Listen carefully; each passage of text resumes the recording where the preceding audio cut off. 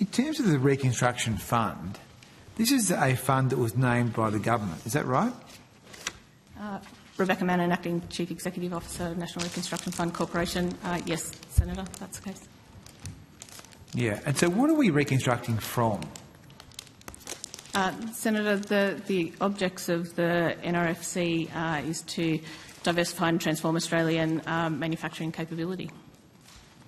Because, I mean, reconstruction was sort of a term that was used after the Second World War, after there had been an enormous conflict and a very significant period in history, a lot of change. And so I'm just wondering, what exactly is the nation recovering from?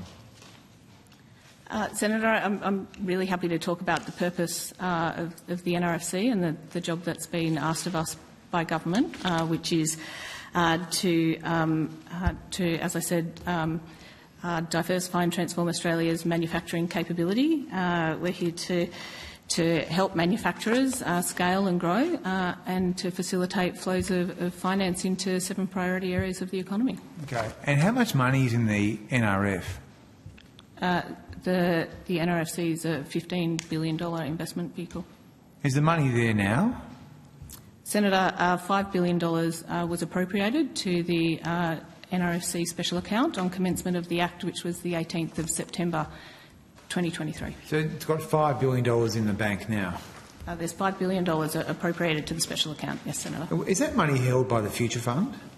No, Senator. It's held by the NRF? There's $5 billion, Senator, in the NRFC's special account, okay. And the NRFC draws down on those funds in line with the pipeline of investments. Okay. And who's the chair at the moment? The chair of the NRFC board is Martine Wilder. Okay. And when was she appointed? He was appointed. I believe it was back in August of 2023, Senator, but my departmental colleagues will correct me if that's wrong. Okay. And how many people are on the board? There are 9 board members. Okay. And how often does the board meet? The board is required to meet at least 6 times a year, but they meet far more frequently than that, Senator. And what does are the board members remunerated? Yes, Senator, they are. And how much do they get paid? They're paid in accordance with the determination of the Remuneration Tribunal, Senator. I'll just see if I have that material available. The chair is remunerated $132,610. $132,000, okay, yeah. And remaining board members are remunerated $65,920. 65 grand a head, and they do 6 meetings a year. Is that right? There's a legislative requirement to hold a minimum of 6 meetings per year, Senator, okay. But they do hold many more than that. Can they do those meetings remotely? It's a combination of virtual meetings, Senator, as well as in person. Okay. And who appointed these ministers? Sorry, who appointed these board members? Board appointments are a matter for the government, Senator. Which minister? Troy Sloan, head of division, sovereign capability and supply chains. Senator, the minister responsible is Minister Husick, and these are significant appointments, so they go through the cabinet process. And how many of these people are former union officials?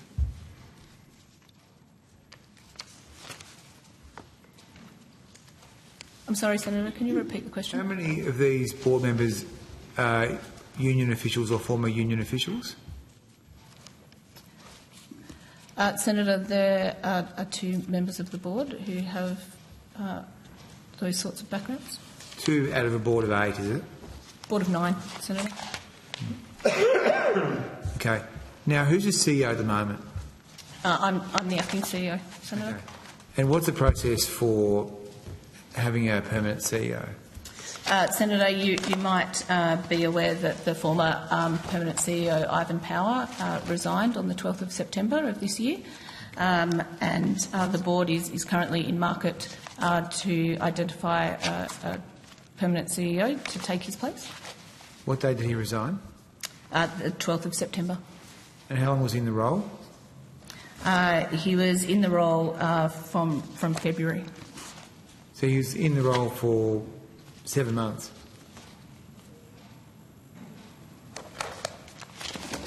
Thereabouts, Was Senator. he appointed by the board? He was appointed by the board, Senator, in accordance with the legislation. That's correct. Okay. Any reason why he didn't have a particularly long tenure? Senator, as the statement from the NRFC... I suspect that it would be better, Senator Bragg, if you had read the statement and discussed it with your colleagues. There has been quite some...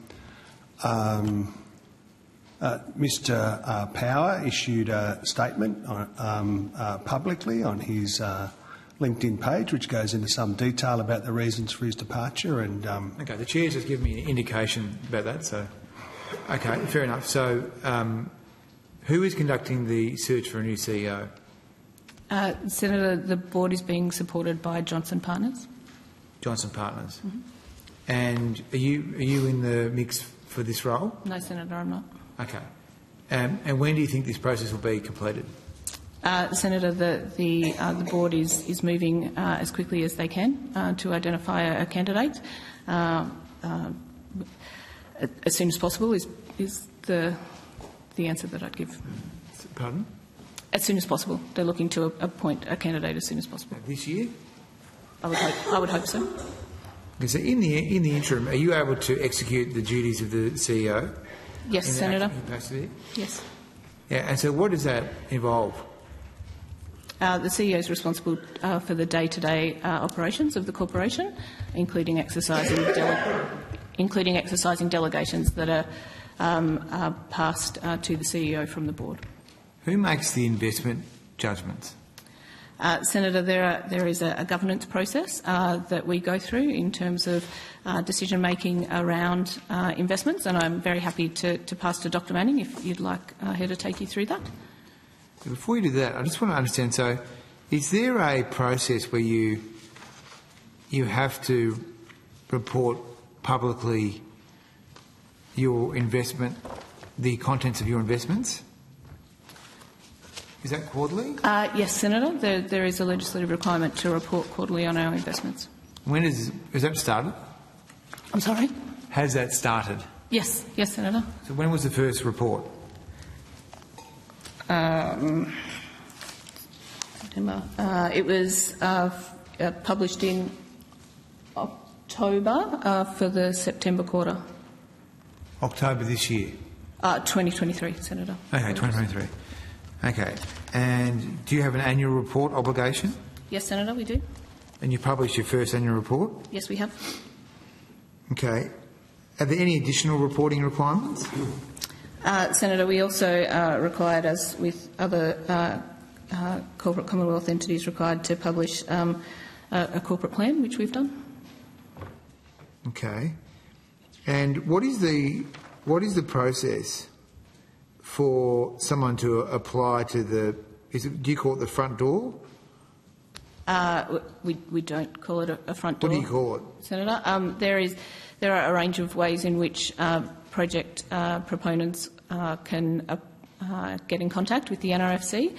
There's a web portal on our website where people can get in touch with us. But of course, as we have continued to expand our outreach and engagement with the sector, there are individuals who may provide proposals through other means, which are referred back into the process and are dealt with in the same way.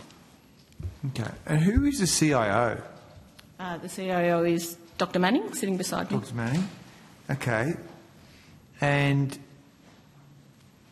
how's it going with the investment so far? Mary Manning, Chief Investment Officer at National Reconstruction Fund. So far, the investments are proceeding along. We have a detailed investment process which starts with eligibility and making sure that investment proposals meet with our Act and our mandate. Then after proposals go through that phase, there's 3 different phases of due diligence. An initial assessment phase 1 due diligence, phase 2 due diligence, and then those proposals and those potential investments move on to voting and then investment. So we have a robust pipeline of investments, and we made our first investment, which was announced last week. Okay, and what was that? It was an investment in Russell Minerals Equipment, RME. Okay, and what do they do? They make mining equipment. It's an Australian company that manufactures mining equipment. They are based in Toowoomba. They meet our eligibility criteria in terms of fostering manufacturing. They meet some of our other criteria in terms of job creation, regional development, and commercialization of Australian innovation and technology. Okay, so are you the person that makes all the judgments on investments? I'm the Chief Investment Officer. There is a process by which investments go through. There's an investment team, and in that initial assessment phase, it's a variety of people on the team. There's a deal team assigned to every investment that's being in the initial assessment. Then that goes through phase 1 and phase 2.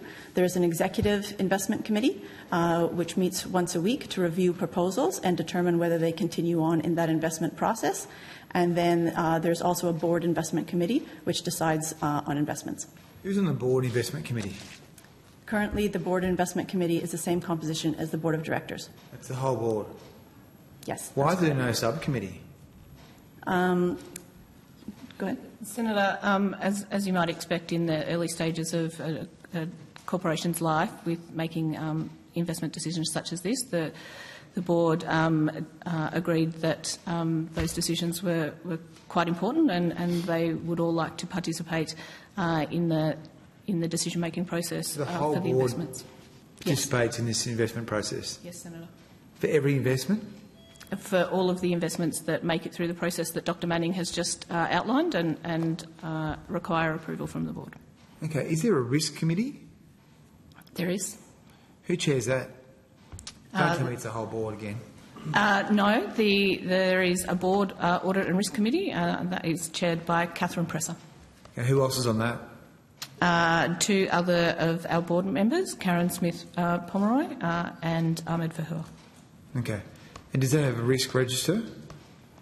It has a range of governance and documentation that sits around the operation of that community. Does it have a log of all the material risks that face the organisation? Yes, Senator. Okay. Financial or non-financial? Yes, Senator. And are there controls against those risks? Yes, Senator. Yes. Okay. Is that something you can provide the committee? I'm happy to take it on notice and see what I'm able to provide. Okay. So the whole board sits in on the meeting when the corporation is considering making an investment? The board investment committee Which is the whole board? Correct, Senator, considers proposals that are put for it after it has gone through the process that Dr Manning described. Okay. You're not worried about that process? It's a lot of cooks. I'm confident in our process, Senator. Okay. So then what is your media policy? Because I note that Dr Manning has been making a number of statements at various places, and so has the chair. So how does the corporation manage its media engagement? Senator, we consider a range of different proposals and invitations that are put to us in relation to speaking events and other opportunities that can help us provide Senator, a number of speaking opportunities that allow us to talk to the progress that the NRFC is making and to provide a full range of stakeholders about the work that we're doing and what we're aiming to do for Australian manufacturing. There's an article in the Sydney Morning Herald on the 13th of November called Albanese's $15 billion tech fund gets ready to write first cheques. Do you know about that article? I don't have it in front of me, Senator. You've never heard of the article? You remember that in some way? There's been a lot of articles that have been written recently, Senator. I think it's reasonable that if you want to ask questions about an article that you provide it to the people that you're asking questions of. So you could table the article if you would like. So it's called Albanese's $15 billion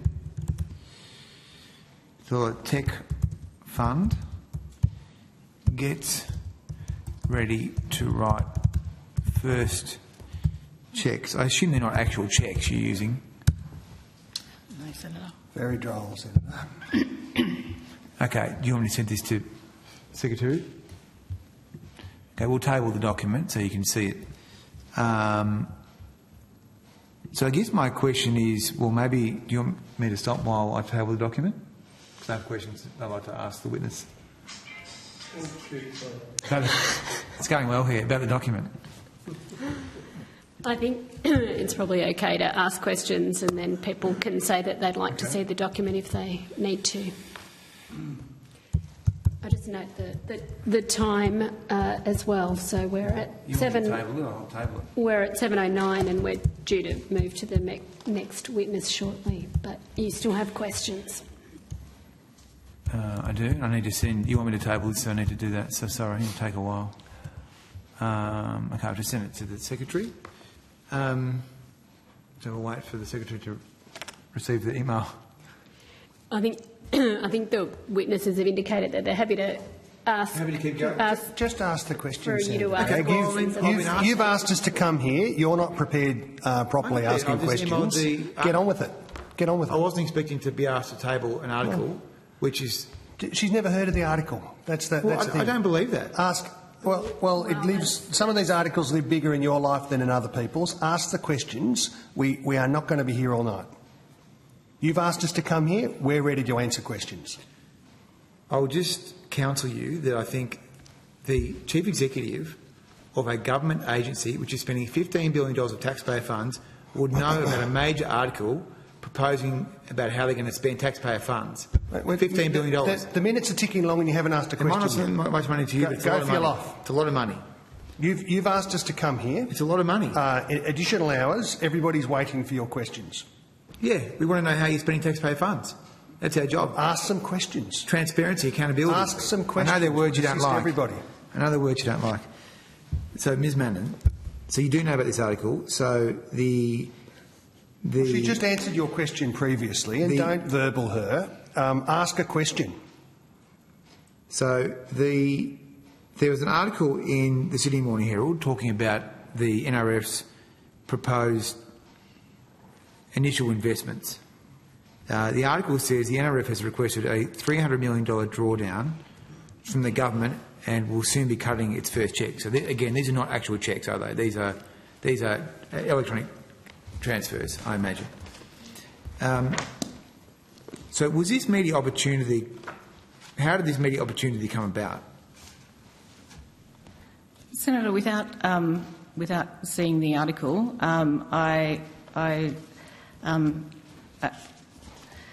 my assumption, based on what you've said, is that that's statements made by the minister, which would not be for me to answer.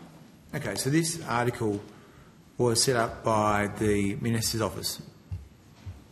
Well, she said she hasn't got the article. I think the officer has gone as far as she can without the benefit of the article. If there's further questions about the provenance of the article, without the article, we can either wait for it, given the fluctuation of time, or put them on notice. So the minister said in this article that, quote, and I can tell you we are on the cusp of announcing the first investments. Recently the NRF Corporation wrote to me to request a $300 million drawdown from the government. So is that a speech that the minister gave that you had some input into? Senator, as you might imagine, in order to access money from the special account, the corporation is required to write to the minister seeking the drawdown of those funds. Okay. So what is your policy then in managing the media as a major investor now? Do you have a media policy? Senator, we have a range of policies that govern the corporation's operations. As I mentioned, there is a process by which we consider opportunities to provide advice on the corporation's progress, and we follow that process. Okay, I think you have the article now. Ms. Mannon? Yes, Senator, I have it. You know the article.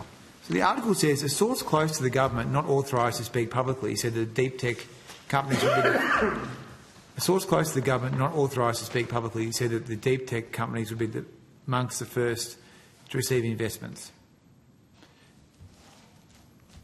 So how does this happen?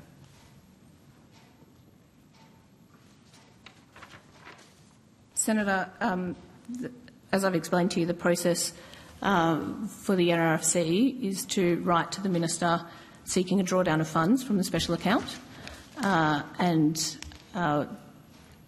then subsequent to that we have an obligation under the PGPA Act to keep responsible ministers informed of our activities. But beyond that, the NRFC and its staff are bound by confidentiality agreements, including in relation to counterparties that we're working with. It sounds like front-running to me. Well, that's just not something that you can put to the official. You can put it to the minister if you like. Fine. Well, I guess I'll ask you then, so what is your process, what is your policy to prevent front-running and to prevent leaks to the media? Senator, as I said, with respect to the employees of the corporation, we have policies around confidentiality and conflict of interest, and people within the organisation who have access to commercially sensitive information are bound by the terms of the arrangements related to confidentiality. Okay. Was the request for this funding or this release made in writing or verbally? Senator, the request for the drawdown of the funds from the special account is made in writing. Okay. And it was made, did it come from the Minister or from the Department? The request for the funding? The request for the funding came from the Chair and myself as Acting Chief Executive Officer. It came from the Chair? The Chair of the corporation and myself as Acting CEO issued a request to the Minister to draw down funds from the special account. Okay, so that's how it works. So you asked the Minister? Correct. Okay. Were any of these investments discussed with any of the shareholder ministers? Senator, as I said to you, we required to request a drawdown of funds from the Minister in writing, and we also have obligations under the PGPA Act to keep the responsible ministers informed of significant decisions taken by the Board. Okay, so the Minister knows about the contracts before they're signed? Senator, as I've said to you, the Board is required under the PGPA Act to provide the ministers with advice in relation to significant decisions. Okay. So I'm going to come back to this again because I think I'm troubled by these media reports before investments have been made and contracts signed. So do you have a media policy and a risk management policy that you can provide the committee? I can certainly take that on notice, Senator. Okay. So how much of that $300 million drawdown has been now expended? Senator, what I can say is that the announcements that were made last week included a $100 million commitment via a co-investment partnership with Resource Capital Funds, and the investment into Russell Mineral Equipment was the first investment, and that was for $40 million. So there's still $260 million left. $160 million left. The contribution, the investment was $100 million into RCF, and the investment into RME was $40. So there's the remainder left ready for deployment. Okay. I just want to understand this question of the. I'm just troubled about the front running and the potential of there being damaging leaks, which could negatively impact the Commonwealth's investments here. So, is there a policy to protect the organisation's investment and due diligence process from being leaked to the media? Do you have controls for that? As I said, Senator, those are individuals within the corporation who are working on particular transactions and have access to commercial in confidence information are bound by terms of commercial confidentiality agreements. Okay, so you have confidentiality agreements. Correct. But yet you have these leaks in the newspaper. Senator, How do you explain that? Senator, my reading of the article that you've provided doesn't provide an indication that that information came from an employee of the NRFC. Okay, it says here a source close to the government, not authorised to speak, said that deep tech companies will be amongst the first to receive investments. So how do you account for that? Senator, I can only reiterate what I've said to you previously, which is the staff of the NRFC who have access to commercially sensitive information are bound by the commercial in confidence, confidentiality agreements when dealing with that information. What's happened here? Well, I think, Senator, that the official has been very clear with you about, like any special investment vehicle, like any institution that does investment, it has risk management strategies and all of the sort of material that you would expect.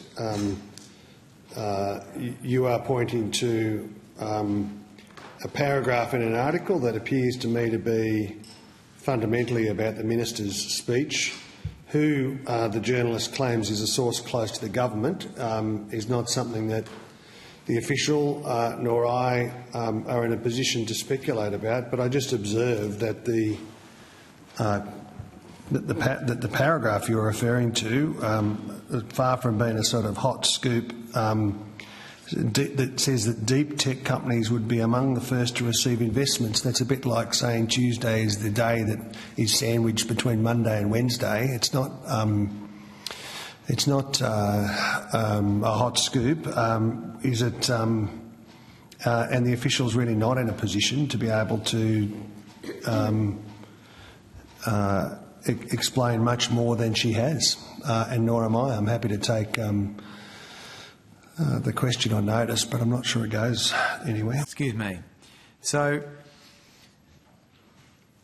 I guess I understand that this is an independent fund, is it not? Rebecca Mannon, Acting Chief Executive Officer, National Reconstruction Fund Corporation. Senator, that's correct. The NRFC is an independent. So if we go back to our favourite article here in the Sydney Morning Herald from the 13th of November, I note that the Minister is widely quoted in this, talking about the independent investments of the fund, and our other favourite Minister, Minister Ayres, is also widely quoted in the media talking about the fund. So is the fund independent or not? Yes, Senator, the fund is independent. Okay. So are you in any way, what are you going to do about these, I mean, I would call them leaks, or I'd call it front-running at least. What will you do to ensure that next time there's going to be an investment made, it's not going to be read about in the newspaper before it's done? Senator, as I've said before, the members of the corporation who have access to confidential information are bound by confidentiality agreements, and they are expected to uphold the obligations under those agreements, and that's the manner in which we operate. Yeah, and how do you enforce those? Senator, there's expectations on all of the employees of the corporation, and they are expected to behave in a manner and uphold their obligations under the terms and conditions of their employment, and also in relation to any other agreements that have been entered into on behalf of the corporation. Yeah, okay. And will any steps be taken to look into these comments in the newspaper before the last investments were made? Well, Senator, as I said to you before, I don't think there's any suggestion, at least in the article in front of me, that the source that is being referred to is an employee of the NRFC. Okay. So what exactly does Russell Mineral Equipment do? Senator, as Dr Manning previously advised, they are a manufacturer of mining technology equipment that helps to improve the safety and the productivity of mines. So it's exactly what the source close to the government and authorised to speak publicly said. It's deep tech, isn't it? I'm not sure, Senator, that I would characterise that as deep tech. What would you call it then? I'd call it mining technologies that help to improve the productivity and the safety of mining operations. Okay, sounds like tech to me. Well, so what were the particulars of these individual investments that were shared with the shareholder ministers before the announcement? Senator, as I have previously said, we have obligations under the PGPA Act to keep ministers, responsible ministers informed of significant decisions, and they were provided advice in relation to these significant decisions. Sorry, Senator? How much detail were the ministers given? They were provided detail about the decisions, significant decisions made by the board. Okay. And was there a meeting with the minister and the chair before the announcements? The chair and the minister meet at regular intervals. I'm not sure at what timeframe you're specifically requesting. Before the announcement. Just before the announcement last week, yeah. Senator? Yeah. Yes, indeed. The chair and Dr Russell, who is the founder of RME, both met with the minister immediately prior to the announcement. Okay. And did you take input from the minister? Input from the minister into what, Senator? Or into this investment judgment you've made? No, Senator. Okay. So it's a one-way transaction then. You share information, probably a poor choice of words, but it's a one-way information exchange, is it? Yeah. Senator, there's a provision in the NRFC Act, I believe it's section 72, but colleagues will correct me if I've gotten that wrong, that prevents the minister from either directly or indirectly directing the corporation to make or not make particular investments. So the independence of the organisation is clearly set out in the corporation's legislative framework. Okay.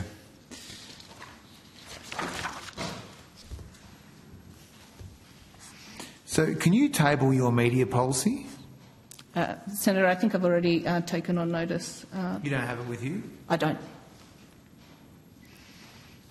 Okay. And was the media policy implemented and enforced successfully in relation to this first round of investments? Senator, we have a procedure that is in place in relation to the steps that we will go through to get to announcement of investments. The first premise of that is that those announcements are agreed between the NRFC and the counterparties. It takes into account a range of different factors, including market disclosure obligations, the needs of the counterparty and availability of key stakeholders. Last question. Can I just on this?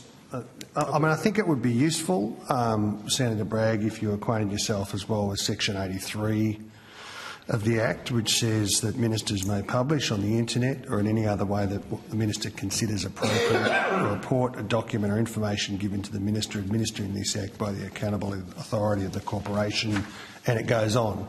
So some of the material that you're seeking is, and Ms Manning has undertaken to provide on notice that, but some of it is actually contained in the relevant legislation. No, that's great. So. Last question. So you've got $5 billion in the account. You've invested. No, the evidence of the official was that $5 billion is allocated, and they've drawn down that is held by the Commonwealth, and they are able to draw down on it by request as is appropriate. Yeah, I understand that. And there's another 10 available, is there? Correct, Senator. Yeah, and so when do you get that? Senator. Senator, that's got to be provided to the corporation no later than July 29? 2029. Yeah. Okay, and how long will it take to invest that $15 billion? Sorry, how long will it take to invest the $15 billion? Senator, the corporation is working very hard to consider proposals that are in a pipeline and to undertake the assessment of those in a robust way, undertaking appropriate due diligence as you would expect when we're investing taxpayer money. And we're considering a range of strategies to deploy that capital in an efficient way. Will most of it be spent before the election? I'm sorry, Senator? Will most of it be spent before the election or invested before the election? Senator, I just repeat my previous answer, which we're working hard to consider the proposals in our pipeline and to be able to make those investments as quickly as possible. Senator Bragg, thank you very much. You misunderstand the question that says how long before the $15 billion is expended misunderstands that, as the official just said, the timetable for when funds are to be set aside, but also misunderstands these are investments, co-investments and loans. That is, there is a perpetual capacity here to grow the size of the fund and to constantly reinvest the fund into Australian manufacturing businesses. It's not like one of these sleazy grant schemes that the Morrison government operated, where the money's just tipped out the door. It is invested in a systematic way. Thank you very much, Ms Mannon and team from the NRFC. Something final you wanted to add? Sorry, Chair, I just wanted to provide accuracy on the remaining credits of the $10 billion, if I can. Under Section 52, subsection 4, the remaining $10 billion is to be credited to the special account before the 2nd of July 2029.